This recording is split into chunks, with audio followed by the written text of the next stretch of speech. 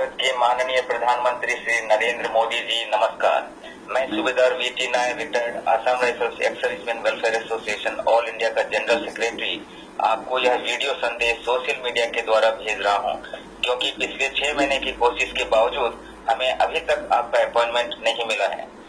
इस एसोसिएशन को बने हुए 2 साल हो चुके हैं।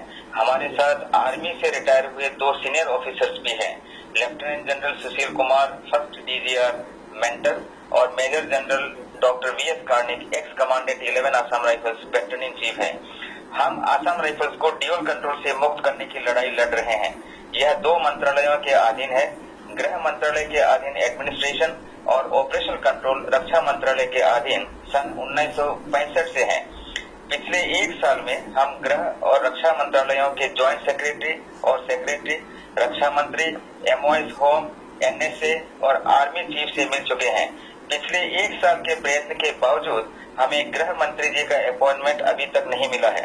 हमने गृह मंत्रालय और रक्षा मंत्रालय के पार्लियामेंट्री स्टैंडिंग कमेटी के चेयरमैन को भी खत लिखे हैं।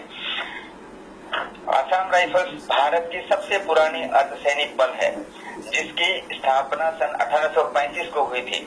आर्मी ऑफिसर्स इस फौज में सन 1882 से आना शुरू हुआ था।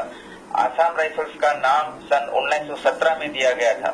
इसका रैंक स्ट्रक्चर, ट्रेनिंग, एडमिनिस्ट्रेशन और डिसिप्लिन आर्मी की तरह है।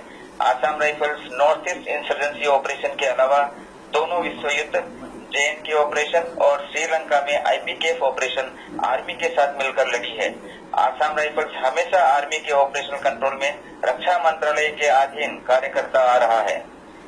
आसाम राइफल्स के यूनिट स्थायी तौर पे नॉर्थ ईस्ट रीजन और इंडो म्यांमार बॉर्डर पर डिप्लॉयड है। जवान इनरोलमेंट से लेकर रिटायरमेंट तक लगभग 35 साल बिना किसी पीस एरिया पोस्टिंग के इन्हीं इलाकों में डिप्लॉयड रहते हैं, जबकि आर्मी यूनिट्स और सेंट्रल आर्म पुलिस फोर्सेस के यूनिट्स हर 3 से 5 साल के बीच फील्ड से पीस स्टेशन देश के अन्य इलाकों में रीडिप्लॉयड होते रहते हैं। ड्यूल कंट्रोल के कारण जवानों की वेलफेयर की पूरी जिम्मेवारी न तो रक्षा मंत्रालय और न ही गृह मंत्रालय लेती है, जिसके चलते आसाम राइफल्स की हालत धोबी का कुत्ता न घर का न घाट का के बराबर है। आर्मी ऑफिसर्स के अधीन आर्मी के बराबर आर्मी के साथ मिलकर कार्य करने के बावजूद आसाम राइफल्स के जवानों को आर्मी की सुविधाएं उपलब्ध नहीं है। यह equal pay for equal work की अवहेलना है। 1/1/2004 के बाद भर्ती हुए जवानों का पेंशन बंद हो चुका है और इससे पहले के जवानों का सिविल पेंशन लागू है, जो आर्मी की अपेक्षा काफी कम है। आर्मी ऑफिसर्स आसाम राइफल्स में 2 से 3 साल के लिए डेपुटेशन पर आते हैं। डीजीआर आर्मी से नॉर्मली 1 साल के लिए आते हैं। आसाम राइफल्स को ठीक तरह समझने से पहले ही उनका रिटायरमेंट का समय हो जाता है। ड्यूल कंट्रोल भ्रष्टाचार को भी बढ़ावा देते हैं।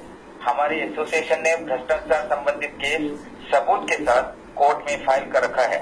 आसाम राइफल्स एक मंत्रालय के अधीन आने से भ्रष्टाचार में कमी आएगी। प्रधानमंत्री महोदय, आपकी सरकार द्वारा भारत की आर्थिक व्यवस्था सुधारने के लिए जो साहसिक कदम उठाए हैं, उसकी हम दिल से प्रशंसा करते हैं। आसाम राइफल्स को ड्यूल कंट्रोल से मुक्ति करना देश की सुरक्षा और अच्छी प्रशासन के लिए अनिवार्य है। इससे आसाम राइफल्स के जवानों का मनोबल भी बढ़ेगा। हमें विश्वास है कि आप इस पर जरूर विचार करेंगे। यदि हमारा अपॉइंटमेंट मंजूर हुआ तो इस विषय पर आपको ब्रीफ करने में हमें खुशी होगी। आपका बहुत बहुत धन्यवाद। जय हिंद, वंदे मातरम।